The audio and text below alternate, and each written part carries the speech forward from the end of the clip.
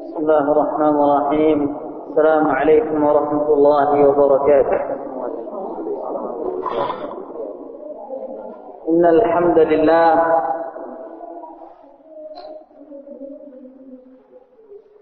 نحمده ونستعينه ونستغفره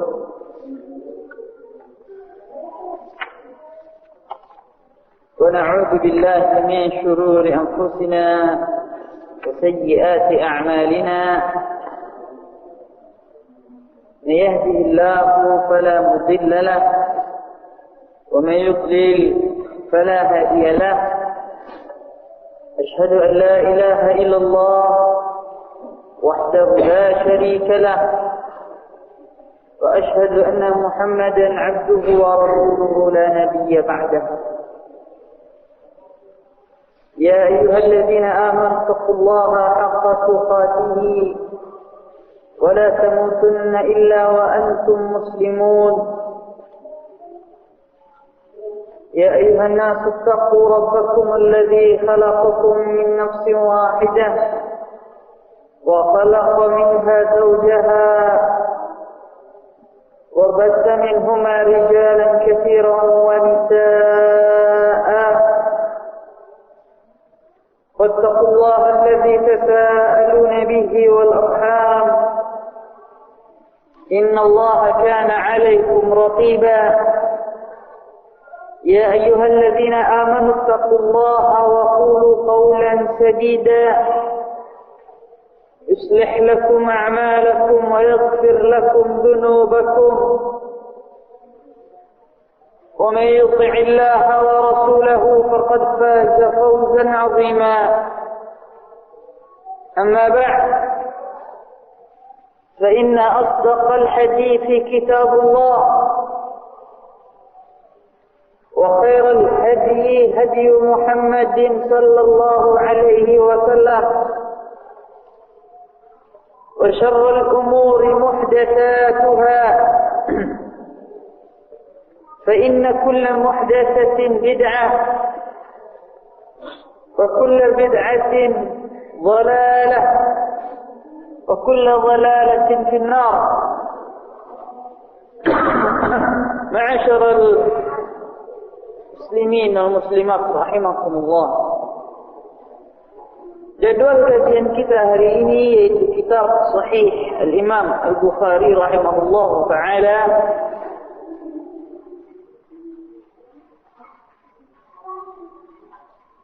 kitab yang merupakan kumpulan-kumpulan hadis sahih yang dikumpulkan oleh Al-Imam Bukhari rahimahullah. Para ulama rahimahumullah mufakat, ulama dari kalangan Ahlus Sunnah, mereka mufakat bahwasanya kitab yang paling afdal setelah Al-Quran Al-Karim adalah kitab Sahih Imam Bukhari rahimahullah. Di sini para ulama mufakat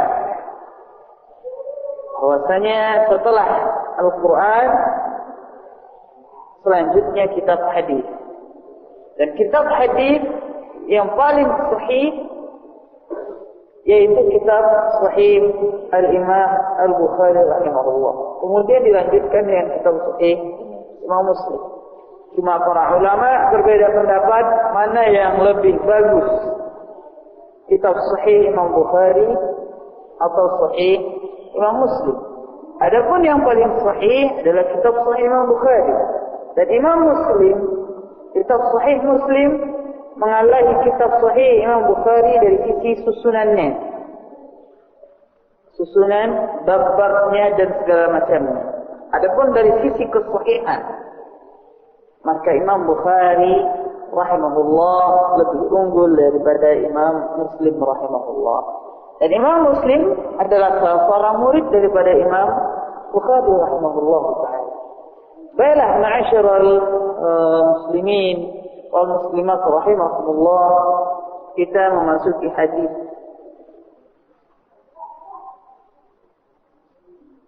Di dalam bab yang baru, bab yang ke-6,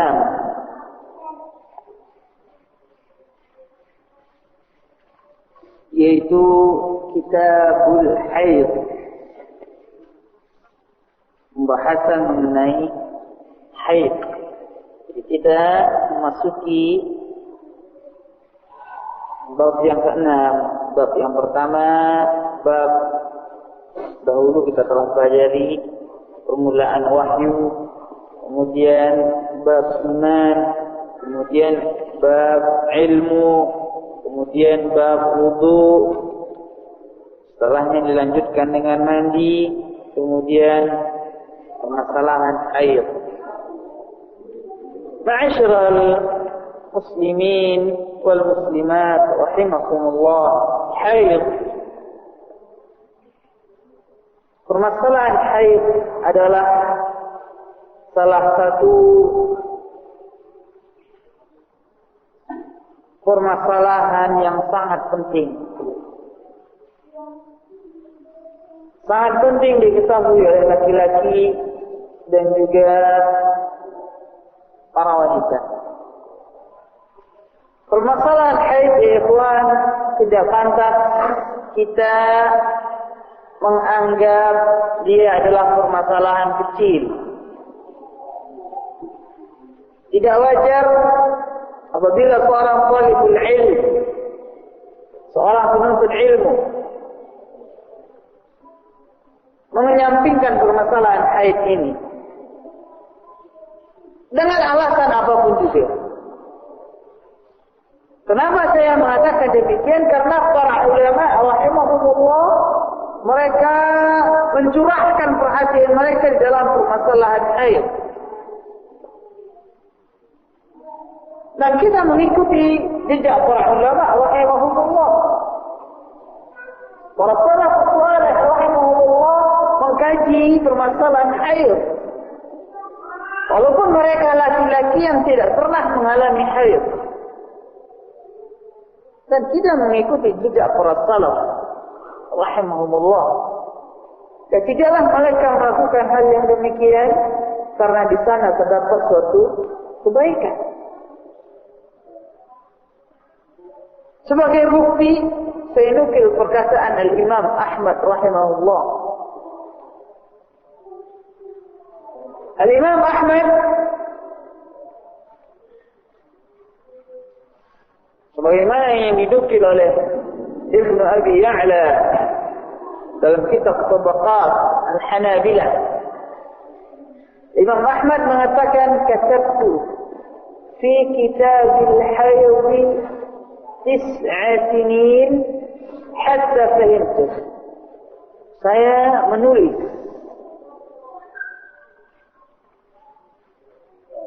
itu dalam rangka mempelajari menulis.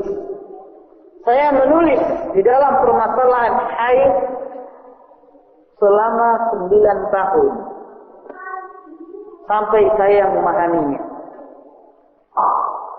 Subhanallah, permasalahan satu ini dibahas, dikaji, ditulis, dibahas, dikaji sampai ditulis oleh Imam Ahmad selama 9 tahun. Begitu besar perhatian Imam Ahmad rahimahullah dengan permasalahan haid, walaupun beliau seorang laki-laki. Dan beliau mencurahkan perhatian yang besar ini, ma'asyiral muslimin, tentunya karena beliau melihat begitu banyak faedah, begitu banyak kebaikan yang ada di dalam mengkaji permasalahan demikian. Begitu juga kita hendaknya seorang penuntut ilmu tidak wajar dia menganggap kecil.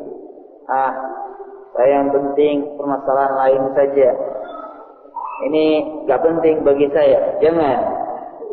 Lihat para salaf dan kita mengikuti mereka rahimahumullah. Tidak mungkin mereka bersusah payah mengkaji.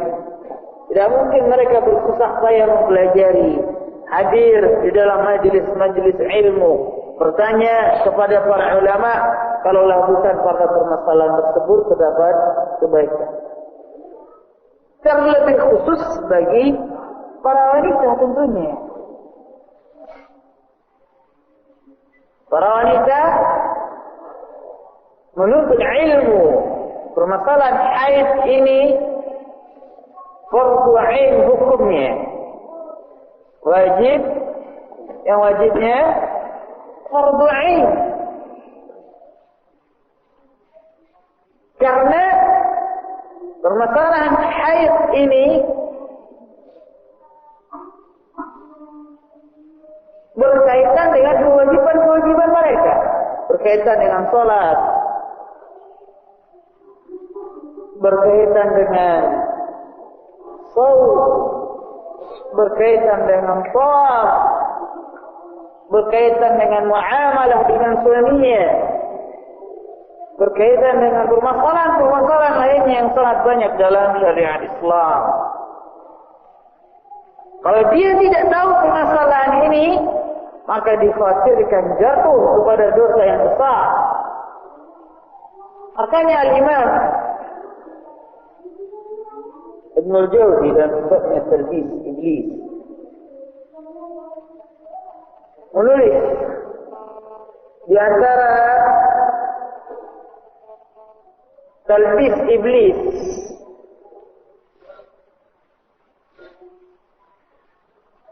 tipu daya iblis terhadap para wanita, yaitu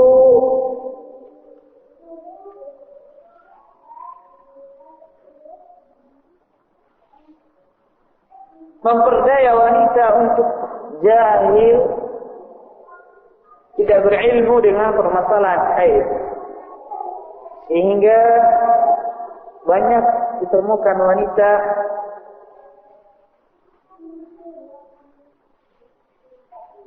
yang dia haid sementara menyangka dirinya istihadah. Kalau dia mengerjakan salat, padahal salat haram baginya. Di sisi lain banyak ditemukan wanita yang istihadah dan dia menyangka dirinya lagi haid. Kalau dia meninggalkan salat, sementara salat wajib baginya, jatuh pada dosa besar meninggalkan salat. Banyak wanita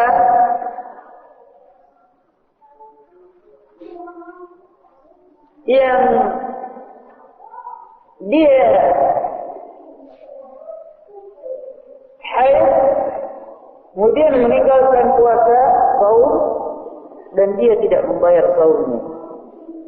Dan permasalahan-permasalahan lainnya yang sangat banyak terjadi di antara wanita disebabkan karena mereka masuk ke dalam perangkap iblis, tidak berilmu dengan permasalahan haid. Permasalahan haid, ma'asyiral muslimin dan muslimat rahimakumullah, sangat panjang sekali. Sampai Imam Ahmad membahasnya selama 9 tahun. Permasalahan haid, ma'asyiral muslimin dan muslimat rahimakumullah, juga wajib dipelajari oleh seorang suami, oleh seorang laki-laki calon suami, bahkan oleh seorang penuntut ilmu. Al-Imam Ibn Taimiyah rahimahullah, beliau mengkaji permasalahan haid, mendalaminya, padahal beliau tidak sempat menikah sampai akhir hayatnya. Para laki-laki wajib mempelajari permasalahan haid karena mereka bertanggung jawab terhadap keluarganya. Jadi di antara hak keluarga, di antara kewajiban seorang suami, yaitu menuntun dan membimbing keluarganya. Apapun yang dilakukan oleh keluarga, maka pemimpin akan diminta pertanggungjawabannya di hadapan Allah Subhanahu wa taala. Rasulullah bersabda, "Kullukum ra'in wa kullukum mas'ulun an ra'iyatihi." Ya, kamu adalah pemimpin Dan setiap kamu akan diminta pertanggungjawabannya mengenai apa yang dia pimpin, mengenai orang yang dia pimpin. Begitu juga keluarga. Jika seandainya ada seorang ayah punya seorang putri, seorang anak wanita tersebut dia istihadah. Sebagai contoh, dia istihadah. Sementara anak wanita tersebut menyangka dirinya haid, lalu dia tidak salat. Maka pada saat tersebut anak wanita berdosa dan ayahnya, orang tuanya juga berdapat saham dosanya. Karena dia tidak mendidik anaknya, tidak menerangkan bermasalah haid dan nifas dan istihadah kepada anak-anak dan putri-putrinya. Makanya seorang suami juga berkewajiban mempelajari ini, karena mereka mempunyai tanggung jawab. Seluruh yang berkaitan dengan keluarganya, dia bertanggung jawab dan akan diminta pertanggungjawabannya di hadapan Allah. Karena ma'asyiral muslimin, muqaddimah ini penting saya sampaikan supaya kita tidak menganggap kecil permasalahan yang kita hadapi. Karena tidak ada kecil apabila dia berasal dari kitabullah dan dari sunnah Rasulullah sallallahu alaihi wasallam. Orang-orang mukmin apabila dibacakan ayat-ayat Allah, maka gimana? Akan gemetar hati mereka dan akan bertambah iman mereka. Ini sifat orang mukmin. Baik ayat-ayat mengenai permasalahan keimanan, baik ayat-ayat mengenai permasalahan surga dan neraka, baik ayat-ayat mengenai permasalahan haid. Akan bertambah imannya, akan dia pasang telinganya, akan dia duduk untuk merenungkannya, memahaminya, mengkajinya. Kitabun anzalnahu ilaika mubarakun liyadabbaru ayatuh wa liyatadhakkaru ulul albab. Kitab yang kami turunkan kepada engkau ya Muhammad, yang diberkahi, supaya mereka mempelajari, mengkaji ayat-ayatnya, dan supaya orang-orang yang berakal untuk mengingatnya, menjadikan dia pelajaran. Nah ini ma'asyiral muslimin termasuk dalam permasalahan haid. Apabila kita membaca ayat-ayat haid, kita mendengarnya, mengkajinya, dan inilah kewajiban seorang mukmin terhadap ayat-ayat Allah dan terhadap sunnah Rasulullah sallallahu alaihi wasallam. Baiklah ma'asyiral muslimin wa muslimat rahimakumullah. Allah berfirman dalam Al-Quran di dalam surat Al-Baqarah ayat 222. Walaupun ayat ini sudah kita mengkajinya dalam kajian tafsir, bahkan seluruh ayat dalam surat Al-Baqarah kita sudah kaji dalam kajian tafsir. Karena kajian kita dalam tafsir sudah memasuki surat Al-Imran. Dari juz amma kita sudah sampai kepada surat apa? Al-Ma'arij. Jadi kita dalam kajian tafsir sudah mengkaji hampir 4 juz dari Al-Quran. Kabar bahagialah orang-orang yang bisa mendapat faidah daripada kajian tersebut. Allah Subhanahu wa taala berfirman di dalam surat Al-Baqarah ayat 222, "Wa yas'alunaka 'anil mahiyid qul huwa adhan fa'tazilun nisaa fil mahid wa la taqrabuhunna hatta yatahharna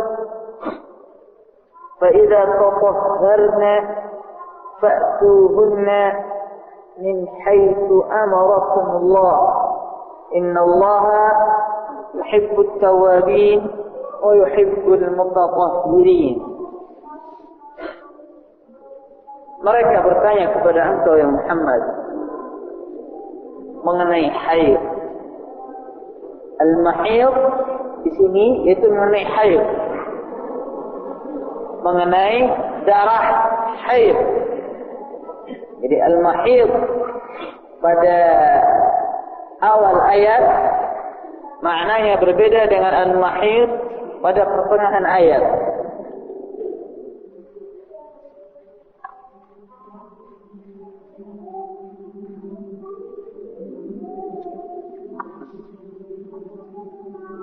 Mereka bertanya kepada engkau ya Muhammad mengenai mahid, yaitu mengenai haid. Katakanlah, huwa adha, dia adalah adha. Adha di sini memiliki beberapa arti sesuai dengan penggunaannya di dalam bahasa Arab. Bisa ada maknanya penyakit.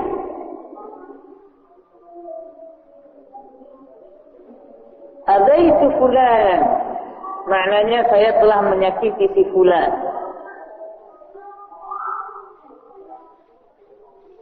Berarti maknanya kalau penyakit, mereka bertanya kepada engkau yang Muhammad mengenai haid, maka katakanlah dia adalah penyakit.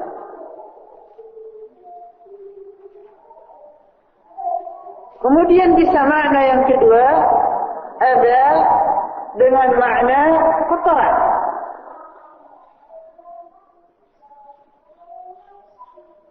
Sebagaimana hadis Rasulullah SAW, apabila salah seorang di antara kamu ke masjid, maka lihat sendalnya, apakah di sana ada azab? Apakah di sana ada azab? Apa yang dimaksud? Kotoran, bukan penyakit. Jadi azab ini di dalam bahasa Arab dia memiliki dua makna. Dalam bahasa Arab bisa maknanya penyakit, bisa maknanya kotoran. Begitu juga di dalam surat Baqarah ayat 222 ini. Mereka bertanya kepada engkau ya Muhammad mengenai haid. Katakanlah dia penyakit. Bisa katakanlah dia adalah kotoran.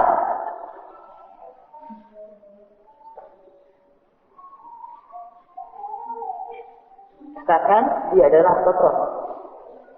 Makanya para ulama rahimahullah mengatakan haid dikatakan haid karena dia adalah kotoran,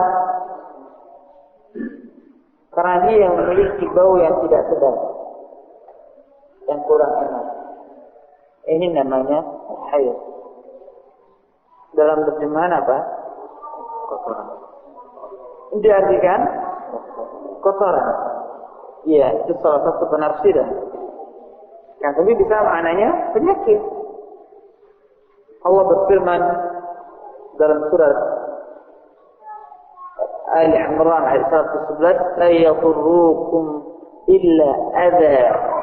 Jika menggunakan kata-kata adza. Atau Allah berfirman dalam Al-Quran, "Walladzina yu'dzuna al-mu'minina wal mu'minati bighairi maktasabu." Dan orang-orang yang yu'dzun, adza, menyakiti. Berarti adza di dalam Al-Quran dan dalam Sunnah kadang dia bermakna menyakiti atau penyakit, kadang dia bermakna kotoran. Ini faedahnya kita memahami bahasa Arab. Dan alangkah ringkasnya pemahaman orang mempelajari Al-Quran dan Sunnah dengan terjemahan. Sangat jauh daripada pemahaman seutuhnya. Katakan ya Muhammad, dia adalah azab, penyakit atau kotor.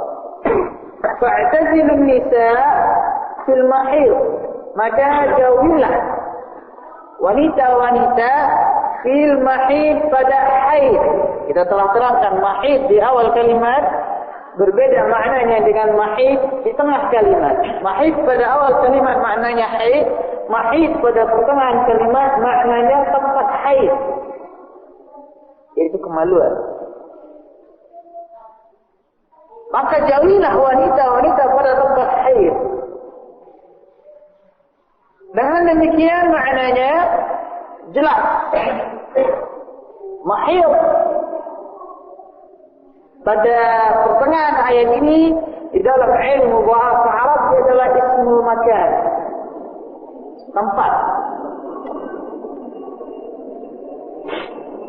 tempat haid. Maka jauhilah wanita-wanita pada tempat haid. Maksudnya apa? Maksudnya apakah wanita pada saat dia haid tidak boleh berdekatan dengannya, tidak boleh makan bersama dengannya? Apakah maksudnya tidak boleh berumah dengannya? Jawabannya tidak. Jawabannya tidak. Karena maknanya jauhi tempat haidnya, jangan dicampuri pada saat dia haid. Dan keterangan ini lebih jelas nantinya saat kita mengkaji hadis yang merupakan sebab nuzulnya ini ayat.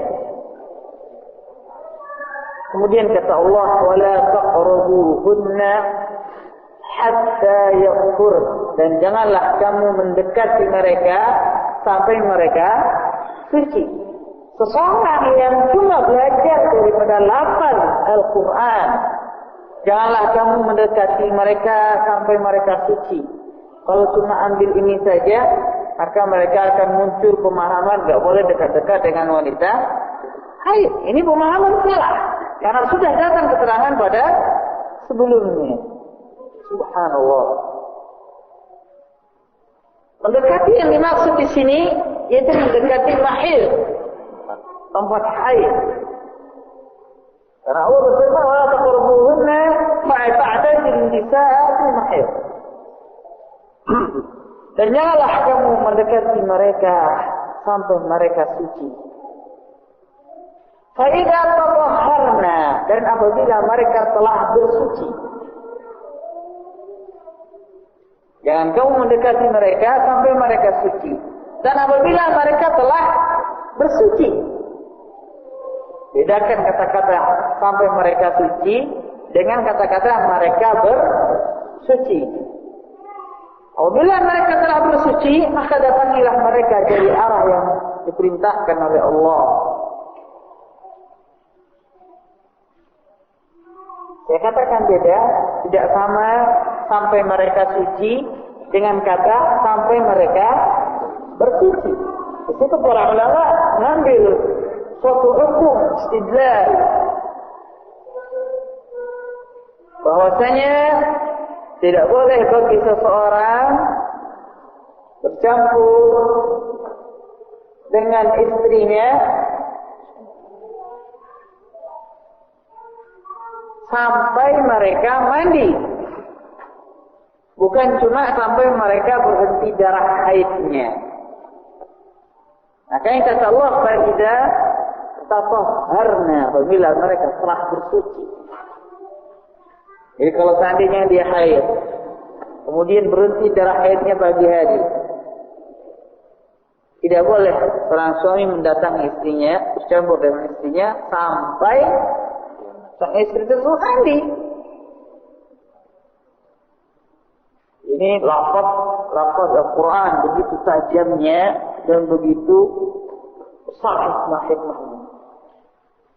فَإِذَا تَطَهَّرْنَ فَأْتُوهُنَّ مِنْ حَيْثُ أَمَرَكُمُ اللَّهُ إِنَّ اللَّهَ يُحِبُّ التَّوَّابِينَ وَيُحِبُّ الْمُتَطَهِّرِينَ. Sungguhnya Allah mencintai orang-orang yang bertaubat dan mencintai orang-orang yang bersuci.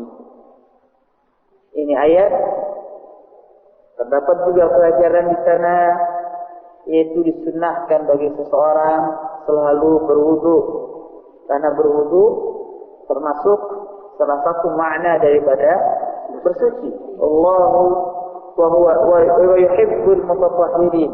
Innallaha yuhibbut tawabin wa yuhibbul mutatahhirin. Sesungguhnya Allah mencintai orang-orang yang bertaubat dan mencintai orang-orang yang bersuci. Ma'asyiral muslimin wal muslimat rahimakumullah. Ayat tersebut berbicara mengenai haid.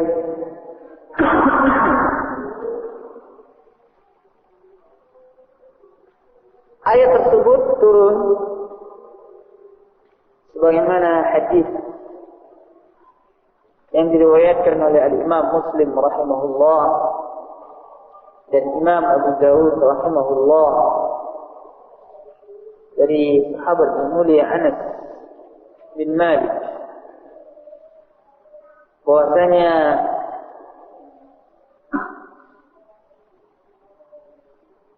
orang-orang Yahudi apabila istri-istri mereka lagi haid, maka mereka mengeluarkannya dari rumah. Berarti tidak mau tinggal satu atap. Dibikin rumah khusus buat wanita haid. Subhanallah. Dan orang-orang Yahudi berseberangan dengan orang-orang Nasara. Orang-orang Nasara malah sebaliknya. Mereka bercampur dengan istri-istri mereka yang lagi haid. Dan Islam pertengahan. Sebagaimana firman Allah, wa kadzalika ja'alnakum ummatan wasata. Demikianlah menjadikan kamu umat pertengahan, umat yang terbaik. Jadi wanita yang haid tidak boleh dicampuri, tapi boleh tinggal serumah dan yang lainnya.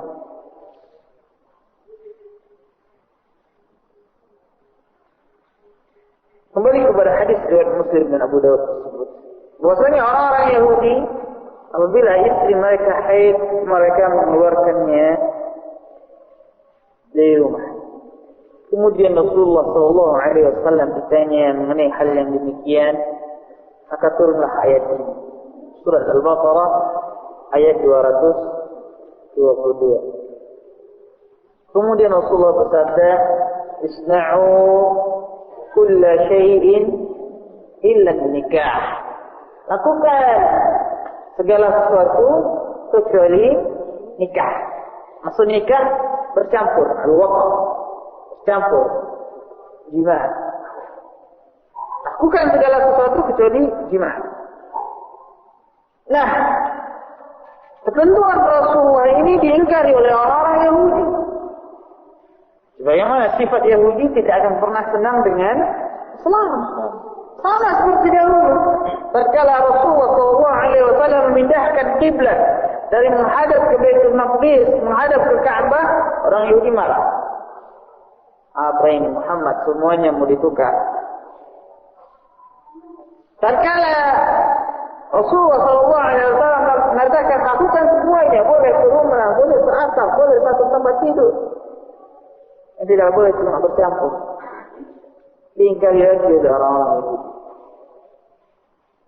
Melihat sikap orang-orang Yahudi, sikap orang-orang Yahudi yang benci dengan Islam ini, yang marah dengan ketentuan Rasul, maka perbuatan tersebut membakar cemburuan, emosi dua sahabat yang mulia, Usaid bin Hudayr dengan Abbad ibn Bishr. Abbad bin Bishr dengan Usaid bin Hudayr, dua sahabat Rasulullah dan dua sahabat ahli Al-Quran. Saya katakan mereka sahabat, dua sahabat ahli Al-Quran karena keterangan mereka jelas dalam hadis. Sahabat yang mulia. Usaid bin Hudayr, sahabat yang membaca ayat-ayat Al-Quran, melantunkan surat Al-Baqarah di tengah malam. Kemudian malaikat turun, sebagaimana tertera dalam hadis, tatkala beliau membaca Al-Quran di tengah malam, beliau meletakkan anaknya yang masih kecil di samping kudanya. Tiba-tiba kudanya meringkik, mengamuk. Usaid berhenti, kudanya pun tenang. Kemudian dia baca lagi, kudanya juga gelisah lagi. Usaid berhenti, kudanya kembali tenang. Beliau takut anaknya keinjak kuda. Tatkala beliau melihat ke atas, beliau melihat di atas langit seperti payung yang ada lampu-lampunya. Kata Rasulullah SAW, tatkala Usaid bertanya kepada Rasul, kata Rasul, itulah para malaikat yang turun mendengar bacaan Usaid bin Hudayr radhiyallahu taala. Ini Usaid. Ada Ibnu Abbas radhiyallahu taala anhuma, adalah salah seorang sahabat yang membaca Al-Quran di tengah malam. Rasulullah di kamarnya, di rumah beliau bersama Aisyah mendengar bacaan sahabat yang begitu indahnya. Sampai Rasulullah bertanya kepada Aisyah, "As-sautu Abbad bin Bishr hada?" Apakah ini suara bacaan Abbad bin Bishr? Kata Aisyah, "Benar ya Rasulullah." Kemudian Rasulullah memuji Allah. Ia berkata, "Segala puji bagi Allah yang telah menjadikan di antara umatku seperti dia." Indahnya bacaan Al-Quran yang dilantunkan oleh Abbad bin Bishr. Bilaulah sahabat yang mulia Abbad bin Bishr yang terkala ditugaskan menjaga benteng oleh Rasulullah SAW. Kemudian beliau melalui malam tersebut dengan salat. Kemudian orang musyrikin memanah beliau dan beliau tidak bergeming daripada salat. Sementara darah mengucur dari tubuh Abbad bin Bishr. Tatkala panah yang ketiga kalinya menancap pada diri beliau, barulah beliau membangunkan sahabat beliau. Dan beliau ditanya, "Kenapa engkau tidak bangunkan saya di saat panah yang pertama?" Apa jawaban sahabat yang mulia ini? Apa jawaban sahabat yang kecintaannya dengan Al-Quran bisa mengalahkan rasa sakit tertusuk panah? Apa kata beliau? "Sungguh saya lagi membaca suatu ayat yang saya tidak suka bacaan tersebut diputuskan oleh apapun juga, karena begitu indahnya bacaan beliau rasakan." Ma'asyiral muslimin, begitu indah bacaan Al-Quran terasa oleh Abbad bin Bishr, dan bagaimana kita merasakan bacaan Al-Quran di saat kita membacakannya. Maka terjadilah jauh perbedaan antara kita dengan mereka. Kemudian ma'asyiral muslimin, kita kembali kepada hadis ini. Usaid bin Hudayr dan Abbad bin Bishr melihat sikap orang-orang Yahudi yang mengingkari ketentuan Rasulullah SAW. Mereka mendatangi Rasul dan berkata kepada Rasulullah, "Ya Rasulullah, ala nujami'uhunna fil haid?" Ya Rasulullah, bagaimana kalau seandainya kita mengumpuli istri-istri di saat haid? Jadi melihat sikap orang Yahudi yang marah, Usaid bin Abbad malah masih marah.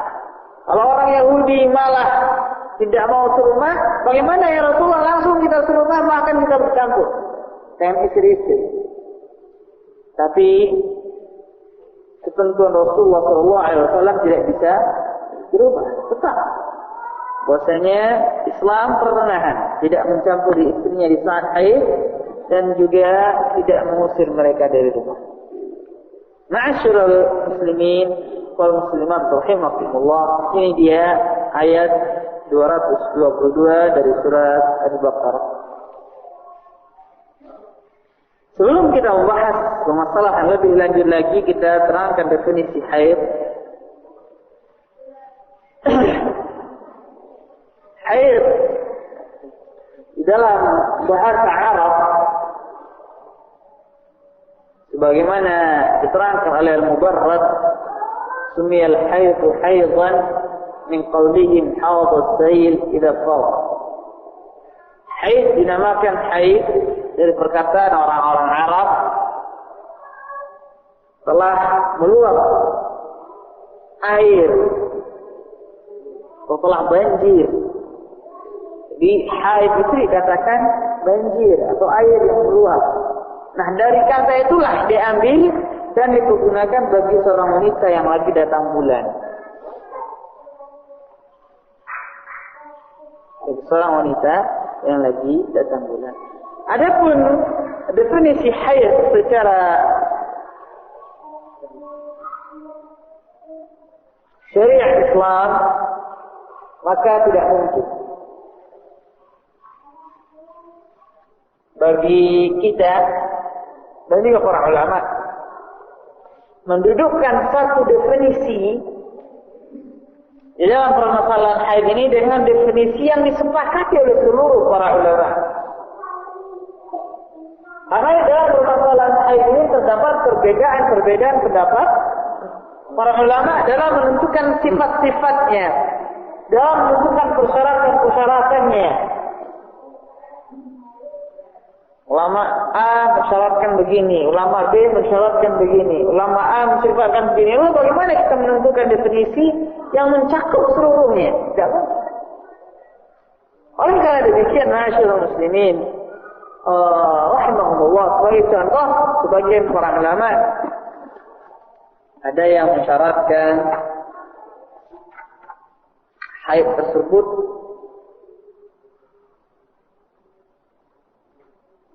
dia bukan orang hamil.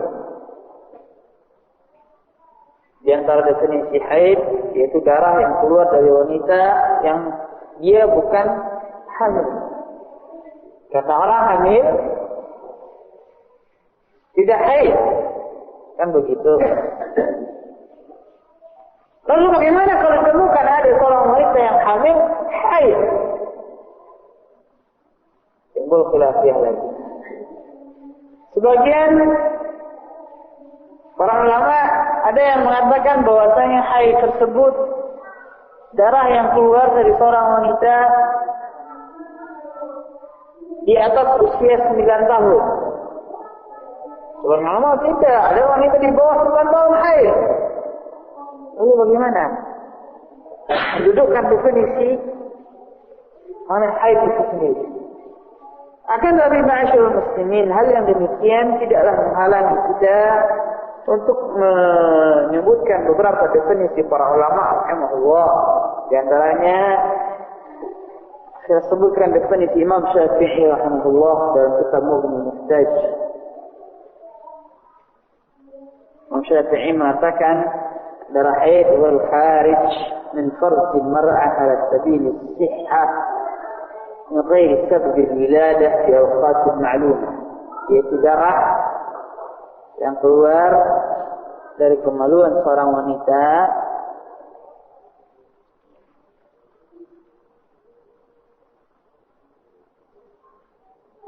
dalam kondisi sehat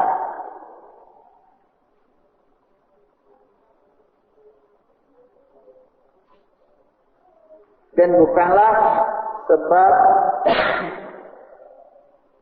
persalinan, karena disebabkan karena persalinan pada waktu-waktu tertentu. Pada waktu-waktu tertentu.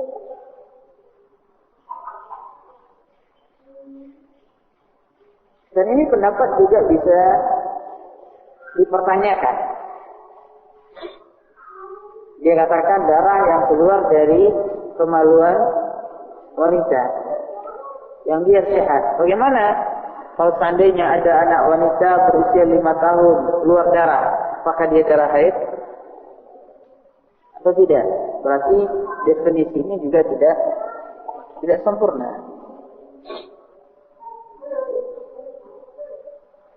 Definisi yang lain,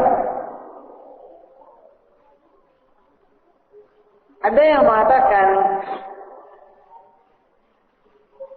ta'rif definisi yang ditulis oleh Imam Al-Qurtubi rahimahullah.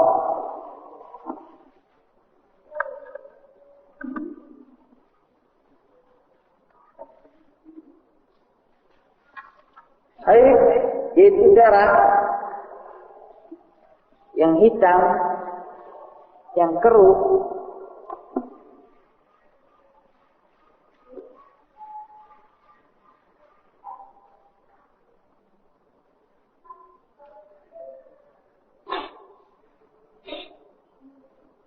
yang kemerah-merahan, yang mana wanita meninggalkan sholat, puasa karenanya,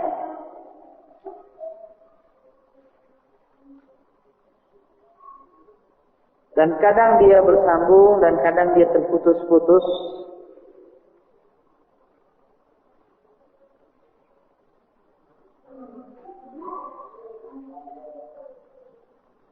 Dan selanjutnya definisi Al-Imam Al-Qurtubi panjang.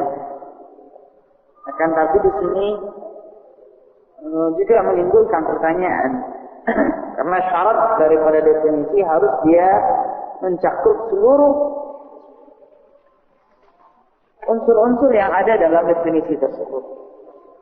Ini juga bisa menimbulkan pertanyaan. Tidak diterangkan usianya. Bagaimana kalau seandainya wanita yang hamil keluar darah dan juga kehitam-hitaman, apakah dia juga harus meninggalkan sholat dan puasa dan lain-lain sebagainya. Al-Hafidz Ibnu Hajar memberikan definisi mengenai darah haid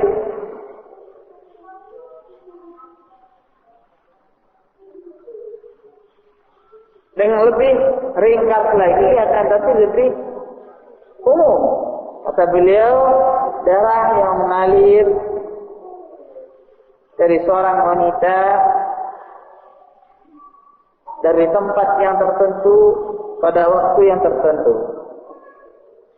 Tempat tertentu, waktu tertentu. Masya Allah, definisi yang diberikan oleh Al-Hafidz Ibnu Hajar ini lebih ringkas. Akan tapi tertentu itu apa? Pada tempat tertentu, waktu tertentu. Bagaimana kalau seandainya seorang wanita mengalami haid tidak pada waktu biasanya? Kalau pada bulan ini biasanya haidnya, pada bulan kemarin haid pada tanggal 10 sampai tanggal 17. Lalu pada bulan ini haid pada tanggal 5. Kemudian hilang, muncul tanggal 7, kemudian hilang, muncul tanggal 8, kemudian hilang, muncul tanggal 15, kemudian hilang. Apakah dia haid atau bukan?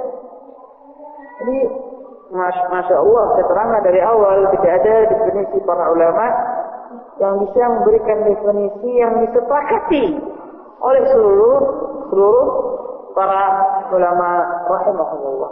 Kesimpulan haid ya haid, sudah kita tahu haid itu haid. Kita akan terangkan nanti apa ciri-cirinya dan bagaimana perbedaan pendapat para ulama rahimahullah taala. Ma'asyiral muslimin rahimakumullah, perlu diketahui juga bahwasanya pada seorang wanita ada 3 jenis darah yang keluar dari dirinya. Ini secara normal tentunya. Secara tabiat ada 3 darah tabiat. 3 darah tabiat wanita yang keluar dari dirinya. Yang pertama yaitu darah haid.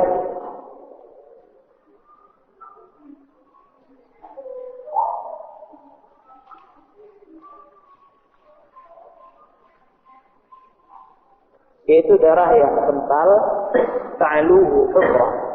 Ta'aluhu umrah yaitu di atas merah, jadi merah kehitam-hitaman. Para ulama rahimahullah sebagian memberikan definisi dia seperti darah yang muhtar, darah yang terbakar. Jadi darah kalau terbakar dia agak kehitam-hitaman. Yang kedua yaitu darah nifas, yaitu darah melahirkan.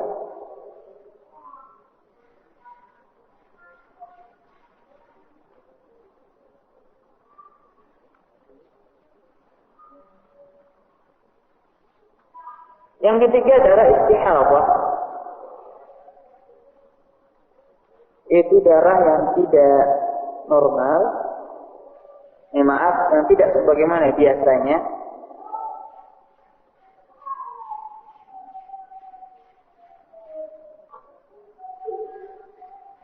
Dia adalah darah dari urat yang pecah, urat yang pecah.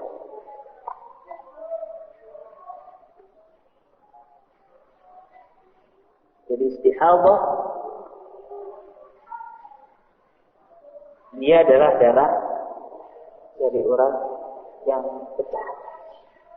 Dalam satu hadis Rasulullah Sallallahu Alaihi Wasallam tatkala didatangi oleh seorang wanita bintu Jahsh menanya permasalahan istihadah, karena dia mengalami istihadah, beliau radhiyallahu taala anha mengalami istihadah yang sangat banyak sekali. Sampai kata Rasulullah, tutup dengan kain. Kata dia, bahkan lebih banyak daripada itu. Kain tersebut akan basah dengan darah dan darahnya menetes.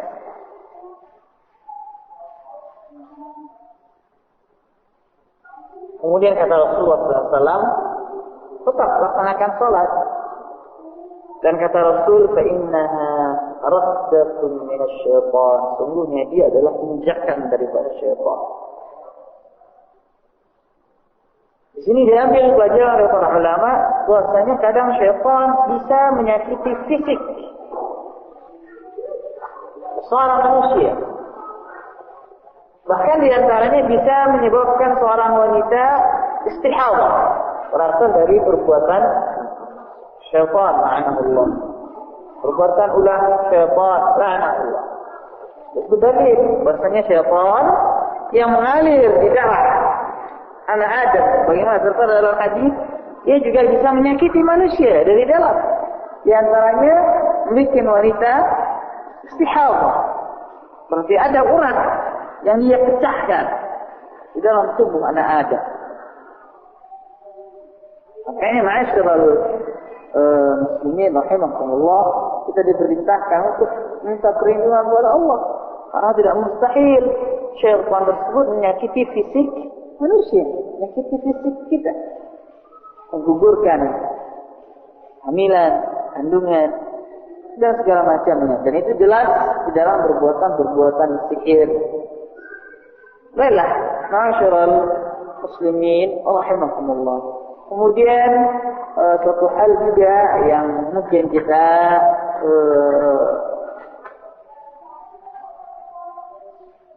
ada baiknya mengetahuinya, tidak wajib, tapi ada baiknya mengetahuinya, yaitu perkataan salah seorang kutub buku yang bernama Jahil. Jahil dalam segi akidah dia yang menyimpang, tapi dia adalah seorang kutub buku, sangat kuat baca buku, sangat banyak baca buku, dan sangat cepat membaca buku. Jadi tatkala terjadi peperangan, dia mengungsi, orang-orang pada bawa makanan, perlengkapan, dia malah bawa gerobak isinya buku. Sampai dia minta makan, lapar, kata ibunya, makan tuh buku. Dalam bahasa kita, makan buku. Bahkan nasinya pun ketimbang buku. Matinya timbang buku, sebagaimana diterangkan dalam satu riwayat. Jahid ini saking dia terkenal kutu buku sampai seseorang yang pemilik toko buku mengizinkan dia untuk baca buku di tokonya sampai malam, supaya dia tidak bawa buku, dikhawatirkan tidak melarikan bukunya. Akhirnya dia malam berada di dalam toko buku dan pintunya dikunci dari luar. Dia baca buku sampai pagi. Baik, pagi. Keesokan pagi, tokonya dibuka, dia sudah jadi mayat ketimpa buku. Ini Jahid. Di antara hasil dia mengarungi lautan bacaan, dia mengatakan bahwasanya makhluk yang hidup ini ada 4 yang mengalami haid. Yang pertama wanita, 1 dari manusia, 3 dari hewan. Yang kedua kelinci. Jadi kelinci juga ada haidnya. Mungkin yang pernah ternak kelinci atau yang punya pengalaman kelinci itu kelihatan di belakang itu ada merah-merah darahnya. Kalau dia kelinci itu buang air kecil, kadang warnanya agak kemerah-merah. Yang ketiga, Dhaba. Dhaba ini sejenis serigala, tapi dia bukan serigala di padang pasir. Dia juga haid. Yang keempat, kelawar, mukhfash. Kelawar. Dia juga mengalami haid. Ya, ini cuma selingan.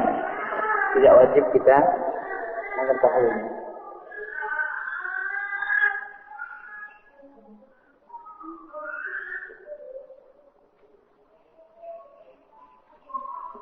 Baiklah, kita masuk kepada bab yang pertama di dalam permasalahan haid.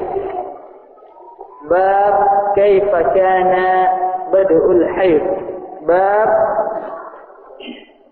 bagaimana permulaan terjadinya haid.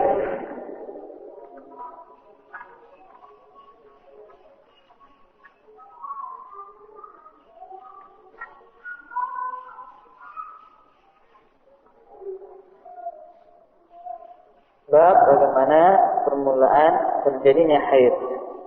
Rasulullah sallallahu alaihi wasallam bersabda, "Hada syai'un katabahu Allah 'ala banati Adam."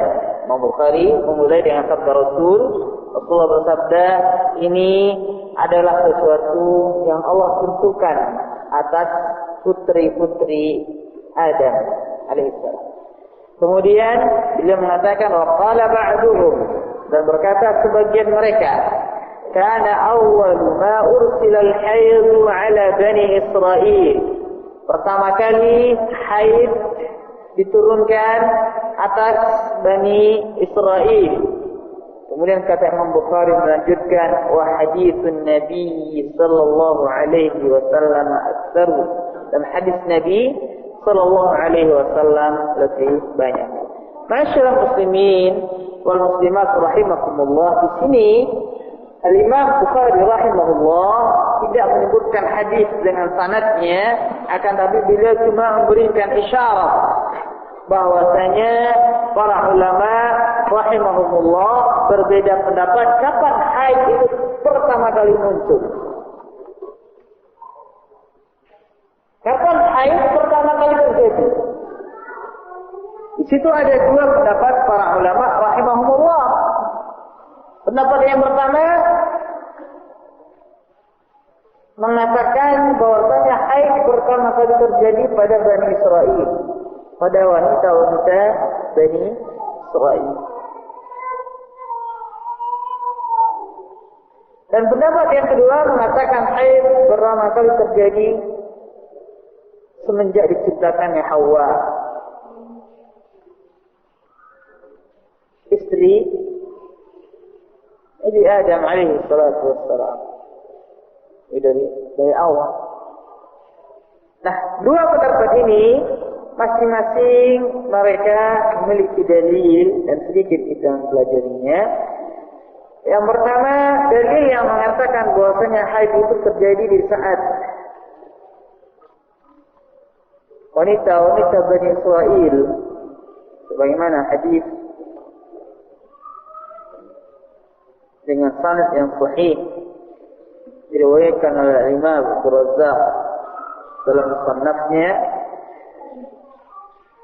sahabat yang mulia Ibnu Mas'ud mengatakan, kana rijal wan nisa fi Bani Israel yusalluna jami'an, fa kanat al mar'ah laha khalil talbasu qalibain taqulu bihima li khaliliha fa alqa alayhinna al hayd. Bahwasanya laki-laki dan wanita pada Bani Israel mereka salat bersama, dan masing-masing wanita ada khalilnya, ada pacarnya, ada kasihnya, sehingga mereka para wanita yang mungkin pada saat tersebut salatnya di belakang memakai sandal yang tinggi dari kayu, khalibain, untuk bisa mengintip pada pasangannya. Subhanallah. Ini wanita-wanita Bani Israel. Akhirnya Allah menurunkan kepada mereka haid. Ya, masyarakat muslimin, dan benar sabda Rasul bahwasanya awal fitnah Bani Israel kanat nisa. Awal fitnah Bani Israel, kehancuran Bani Israel awalnya muncul dari wanita-wanita. Makanya suatu kaum apabila wanitanya rusak, maka rusaklah kaum tersebut. Suatu kaum apabila ingin dihancurkan, maka caranya rusak wanita-wanita. Inilah program orang-orang Yahudi. Mereka rusak wanita-wanita umat Islam dengan berbagai cara, dengan tujuan ingin menghancurkan umat Islam tersebut. Karena mereka paham nenek moyang mereka hancurnya karena wanita. Bagaimana sabda Rasulullah SAW. Dan lihat begini wanitanya. Jadi pergi sholat tujuannya ngintip. Ini kalau wanita-wanita sekarang pergi sholat tujuannya untuk maksiat, sama dengan perbuatan-perbuatan Bani Israel. Pergi sholat subuh, bukan cuma pergi sholat, tapi ada di belakang itu jalan-jalan habis subuh. Pergi sholat maghrib bukan cuma sholat, ada tujuannya. Ini adalah perbuatan Bani Israel. Dan Allah menurunkan kepada mereka haid. Akan tetapi para ulama rahimahumullah terangkan makna hadis Allah menurunkan kepada mereka haid, maknanya yaitu Allah timpakan kepada mereka haid yang panjang, yang banyak, sehingga mereka tidak bisa pergi sholat ke masjid. Bukan maknanya bahwasanya itulah pertama kali terjadinya haid. Ini pendapat yang pertama. Pendapat yang kedua, di sini yang lebih kuat, yaitu bahwasanya haid terjadi memang dari awal diciptakannya wanita. Sebagaimana hadis tatkala Rasulullah SAW pergi haji, kemudian begitu hendak memasuki kota Mekah, Aisyah mengalami haid. Kemudian kata Rasulullah kepada Aisyah, "Inna hadza amrun katabahu Allahu ala banati Adam." Ini adalah permasalahan yang Allah gariskan atas putri-putri Nabi Adam, menunjukkan dari dahulunya. Kemudian juga hadis yang lain dengan sanad yang sahih diriwayatkan oleh Imam Hakim bahwasanya tatkala Nabi Adam dan Hawa makan pohon yang dibuah, pohon yang dilarang, Nabi Adam berkata, "Rabbi zayyanatku li Hawa." Ya Allah, sungguhnya yang telah mengajak saya, mempengaruhi saya adalah Hawa, istrinya. Kemudian kata Allah, fa inni qad a'tabtuha alla tahmil illa kurhan wa la tadha illa kurhan wa admaituha fi syahri marratain. Sungguhnya saya telah menghukumi dia tidak akan hamil kecuali dalam keadaan dia tidak suka dan dia tidak melahirkan. Itu dalam keadaan dia benci dan saya mendarahkan dia, menjadikan dia berdarah, itu haid dalam 1 bulan 2 kali. Farahat Hawa anda dzalik, maka Hawa menangis pada saat tersebut. Kemudian dikatakan kepadanya, arinnatu alaiki wa ala banati. Tangisan seperti itu adalah atasmu dan atas anak-anakmu. Akhirnya wanita lebih khas dengan menangis dibandingkan para laki-laki. Allah Ta'ala. Simpulan bahwasanya haid terjadi semenjak adanya para wanita, diadakan wanita.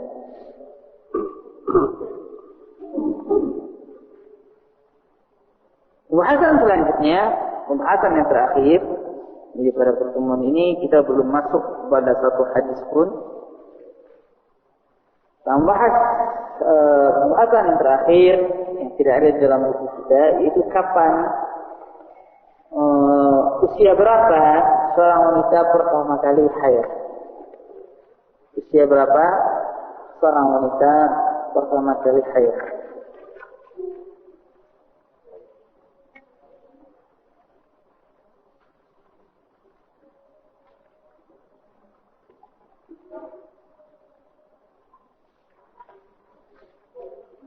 Di situ ada 5 pendapat para ulama rahimahumullah.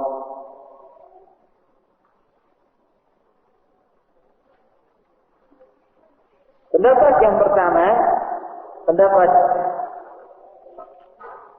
jumhur para ulama, mayoritas para ulama, yaitu pendapat Hanafiyah, pendapat Malikiyah, sebagian Malikiyah, dan pendapat Syafi'iyah dan pendapat Hanabilah,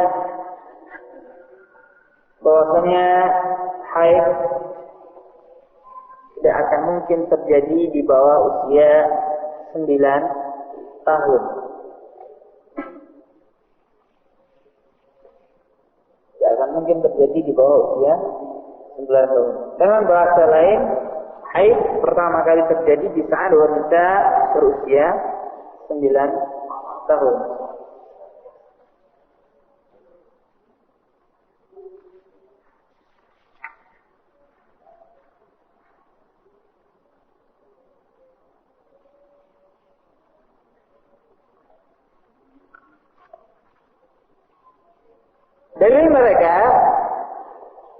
Dalil mereka yaitu perkataan Aisyah radhiyallahu taala anha. Aisyah berkata, "Idza balaghatil jariyatu 9 sinin fa hiya imra'ah." Apabila seorang anak wanita telah berusia 9 tahun, maka dia adalah wanita. Apabila anak kecil telah berusia 9 tahun, maka dia adalah wanita. Hadis Aisyah ini mauquf dan sebagian para ulama mendhaifkannya. Dan makna perkataan ini bahwasanya Aisyah mengatakan apabila anak kecil sudah berusia 9 tahun, maka dia bukan kecil lagi. Dia adalah seorang wanita. Perintahkan dia berjilbab, jaga pergaulannya, dan segala macamnya. Para ulama sebagian para ulama mengatakan ini adalah dalil yang menerangkan bahwasanya haid terjadi pada usia 9 tahun. Akan tetapi di sini tidak ada keterangan yang jelas. Tidak ada keterangan mengenai haid di sini. Bisa saja Aisyah menceritakan apa yang terjadi pada diri beliau radhiyallahu taala anha. Bisa saja makna Aisyah mengatakan demikian radhiyallahu taala anha menerangkan kedewasaan seorang wanita. pertumbuhan emosionalnya, bukan menerangkan permasalahan haid. Jadi mereka yang kedua yang mengatakan bahwasanya wanita haid di usia 9 tahun, mereka mempergunakan dalil perkataan Aisyah bahwasanya Rasulullah dalam riwayat Bukhari, Rasulullah nikah dengan Aisyah pada usia 6 tahun dan baru serumah dengan Aisyah pada usia 9 tahun. Ini juga tidak ada keterangan mengenai haid. Ini diantara dalil mereka, saya ringkas. Kemudian pendapat yang kedua,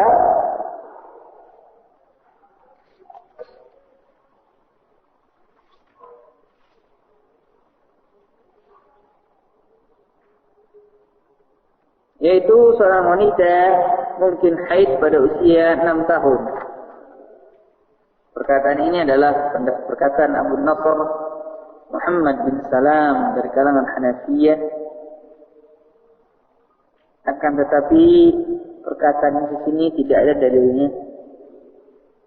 Tidak ada dalil. Mungkin beliau melihat dari kejadian yang ada. Pendapat yang ketiga, pendapat yang mengatakan bahwasanya haid usia tertinggi dari seorang wanita yang haid yaitu 7 tahun.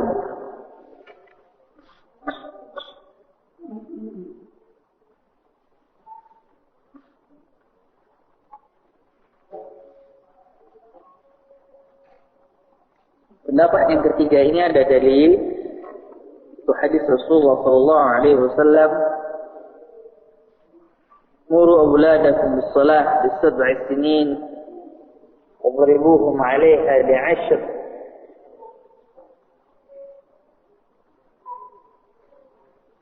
Perintahkan anak-anakmu untuk mendirikan salat di saat usia 7 tahun dan pukul mereka apabila meninggalkannya di saat usia 10. Kata-kata 7 tahun di sini dijadikan dalil bahwasanya sudah haid di saat 7 tahun. Akan tapi di sini juga tidaklah jelas pada temanya. Tidak sorry menerangkan usia haid. Pendapat yang keempat mengatakan bahwasanya usia haid seorang wanita pada saat usia 12 tahun. Akan tapi dalil mereka adalah hadis yang dhaif jiddan, lemah sekali dan tidak bisa dijadikan hujjah. Dengan demikian pendapat ini lemah. Pendapat yang terakhir, pendapat yang kelima, yaitu pendapat yang dipilih oleh Ibn Rushd, pengarang kitab Bidayatul Mujtahid wa Nihayatul Muqtasid dari kalangan Malikiyah, beliau bermazhab Malikiyah. Dalam fikih beliau mengumpulkan pendapat para ulama, dalam akidah dia menyimpang. Dan pendapat ini juga dipilih oleh pendapat Syekhul Islam Ibnu Taimiyah, bahwasanya pendapat yang kelima tidak ada batasan awal. Tidak ada ketentuan pertama kapan seorang wanita itu haid.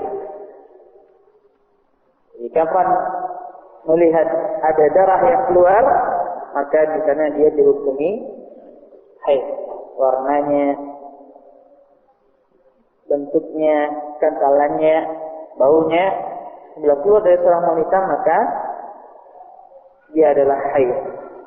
Di sini tidak ada ketentuan dari Rasulullah sallallahu alaihi wasallam. Dan inilah pendapat yang kuat. Inilah pendapat yang kuat. Allah berfirman, "Yas'alunaka 'anil mahid, qul huwa adza." Mereka bertanya kepada engkau ya Muhammad mengenai haid, maka katakanlah dia adalah penyakit atau kafara. Kapan dia keluar? Maka dia adalah haid. Tidak ada ketentuan usia. Karena para wanita berbeda pada hal yang demikian. Para wanita berbeda. Tidak sama. Ada yang haid di usia 9 tahun. Ada yang baru haid di usia 12 tahun. Ada yang kadang baru haid di saat usia 15 tahun. Dan ini tidak sama di antara para wanita. Selama dia melihat darah keluar dan darahnya adalah darah haid sesuai dengan sifat-sifatnya, maka dia adalah wanita yang haid. Maka Imam Syafi'i rahimahullah mengatakan, "A'jal ma sami'tu minan nisa sahih nisa tuhama." Wanita yang paling cepat saya lihat dia haid adalah wanita-wanita tuhama, suatu negeri tuhama. Berarti masing-masing negeri kadang berbeda. Dan haidnya seorang wanita tersebut bisa dipicu oleh kedewasaannya, lingkungannya, dan segala macamnya. Kata Imam Syafi'i, wanita yang paling cepat saya lihat haid yaitu wanita-wanita tuhama. Mereka haid di usia 9 tahun. Mereka haid di usia 9 tahun. Imam Syafi'i mengatakan di zaman beliau usia 9 tahun itu paling cepat. Pada zaman kita sekarang banyak usia 8 tahun sudah haid. Berarti beda lingkungannya.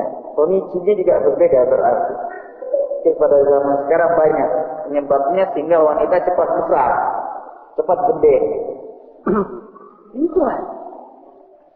Kemudian kata Imam Syafi'i, "Waqad ra'aitu jaddatan laha 21 sanah." Saya melihat seorang nenek berusia 21 tahun. Pada usia 21 tahun sudah jadi nenek. Bahkan lebih lagi, Sarakhsi dalam kitabnya Al-Maqsud mengatakan bahwasanya anak Abi Muti' Al-Balkhi sudah menjadi nenek di saat usia 19 tahun.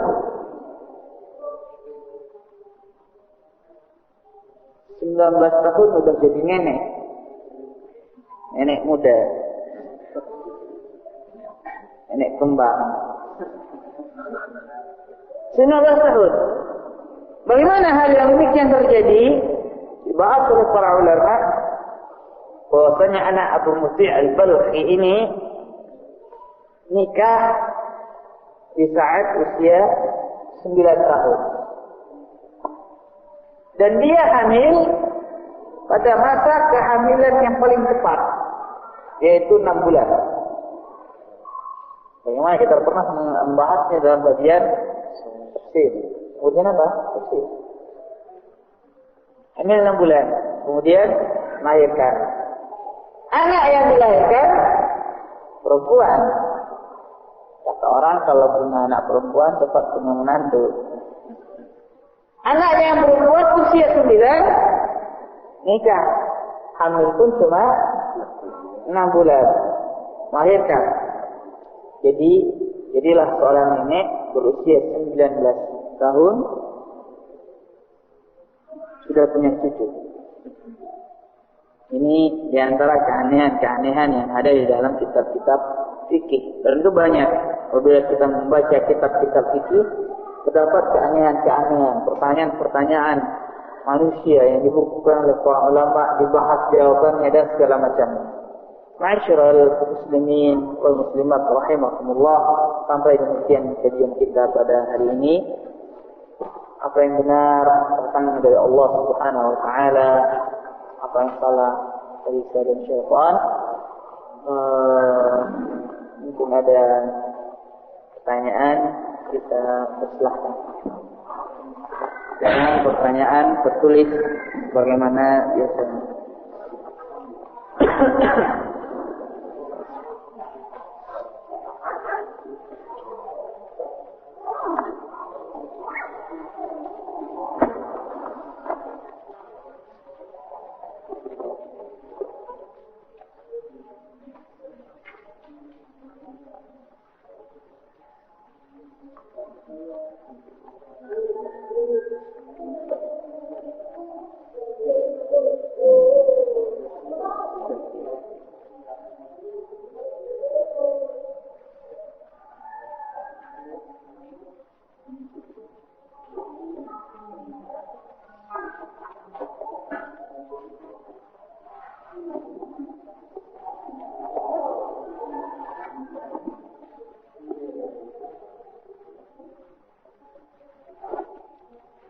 Bismillah, alhamdulillah, wassalatu wassalamu ala rasulillah, amma ba'd. Pertanyaan yang pertama, benarkah kita campur, mungkin maknanya bercampur, benarkah jika kita bercampur dengan istri pada malam Jumat sama dengan kita membunuh 10 orang Yahudi? Katanya ini hadis Bukhari. Saya enggak tahu, dan saya enggak pernah melewati rasanya hadis Bukhari yang berbunyi demikian. Jadi mungkin penanya apabila sampai kepadanya cerita, tanya benar enggak hadis Bukhari atau bukan. Karena memang tidak aneh pada zaman sekarang banyak seperti demikian. Dikit-dikit Bukhari, dikit-dikit Muslim, tanpa mengeceknya, tanpa rasa takut kepada Allah Subhanahu wa taala. Karena kalau seandainya dia mengatakan hadis Bukhari, maka di sana terdapat makna bahwasanya dia adalah hadis yang sahih. Dan ini hati-hati, ancamannya besar. Rasulullah bersabda, "Man kadhiba 'alayya muta'ammidan falyatabawwa maq'adahu minan nar." Barang siapa yang berdusta mengatasnamakanku dengan sengaja, menyebut hadis Rasulullah padahal bukan dengan sengaja, maka siap-siaplah dia mengambil tempat duduknya di dalam neraka. Saya tidak tahu hal ini. Pertanyaan selanjutnya, setelah mandi janabah, apakah masih wajib wudu? Kalau seandainya dia mandi janabah sesuai dengan rukun-rukun dan sunat-sunatnya, maka tidak ada lagi wudu. Karena pada mandi janabah tersebut ada wudu.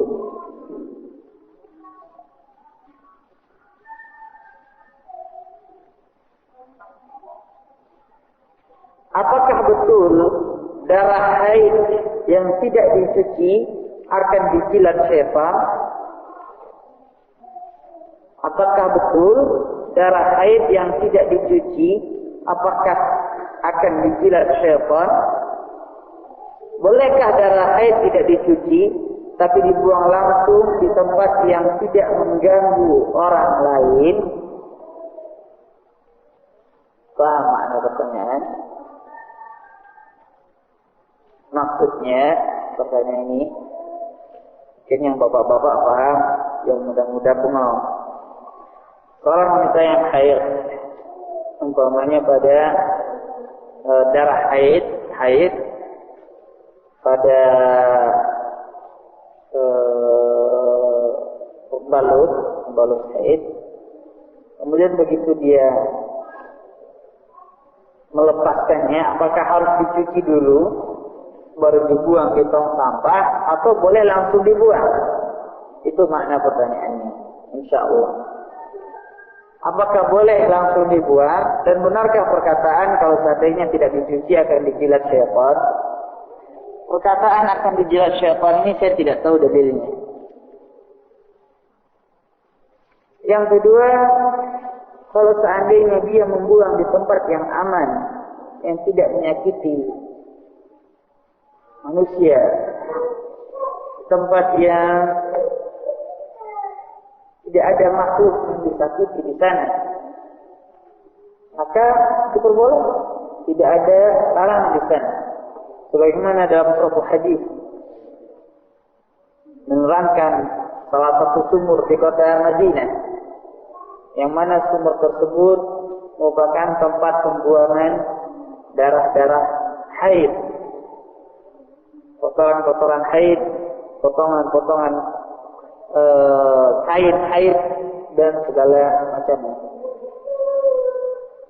Dan juga seorang wanita hendaklah dia membuang di tempat yang aman. Saya katakan di tempat yang aman, jangan di sembarang tempat, karena menyakiti kaum mukminin dan kaum mukminat hukumnya haram. Kemudian juga membuang di tempat yang aman, yaitu tempat yang khusus tentunya. Jangan dia membuang sembarangan, karena dari katakanlah pengalaman, kalau seandainya salah, yaitu banyak para wanita-wanita yang surupan tatkala di ruqyah, jinnya ngomong mengatakan bahwasanya dia buang darah sotek dan darah haidnya di tempat-tempat jin tersebut, apalagi dia membuangnya dengan tanpa mengingat Allah Subhanahu wa taala.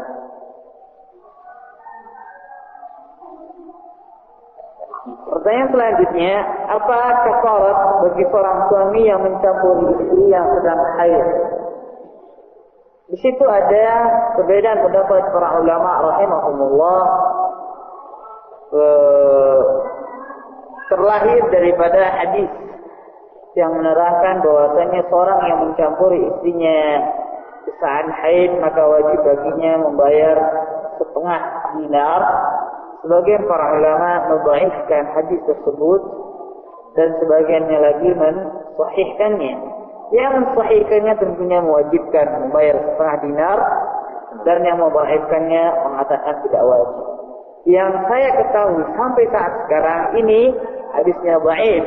Jadi kewajibannya yaitu dia bertobat kepada Allah, karena mendatangi wanita di saat haid termasuk daripada kabair, daripada dosa-dosa wal-'iyadu billah.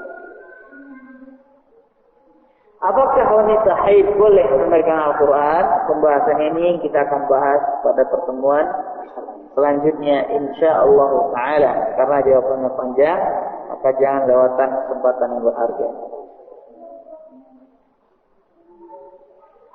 Pertanyaan selanjutnya, mohon penjelasan apa yang dimaksud dengan doa ibadah. Doa ibadah dia adalah salah satu daripada pembagian doa. Doa terbagi dua, doa masalah dan doa ibadah. Doa masalah itu berdoa dengan meminta, langsung minta kepada Allah, ya Allah berikan saya ini, ya Allah sembuhkan saya, ya Allah lapangkan rezeki saya. Itu adalah doa dengan meminta. Doa ibadah yaitu berdoa dengan melakukan ibadah. Seseorang dengan melakukan ibadah terdapat suatu harapan yang dia inginkan. Bukankah di saat seseorang sholat dia lagi menginginkan surga, dia ingin menginginkan ampunan dari Allah Subhanahu wa taala? Itulah dia namanya doa ibadah. Dengan dia beribadah, dia mengharapkan sesuatu dari Allah Subhanahu wa taala.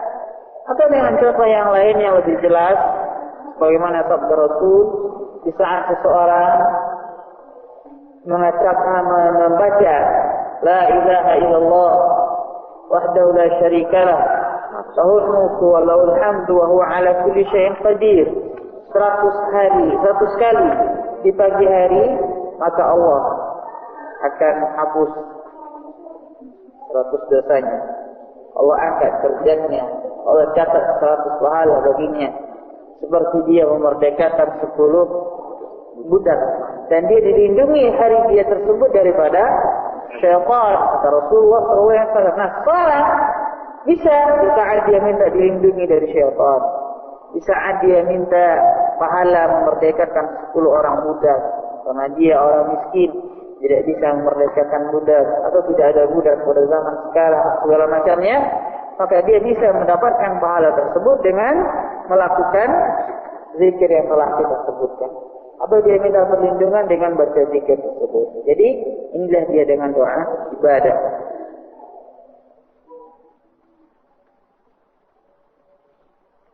Apakah berdosa mentunggui istri yang sedang haid tidak sampai jima? Jawabannya tidaklah berdosa. Tidak berdosa.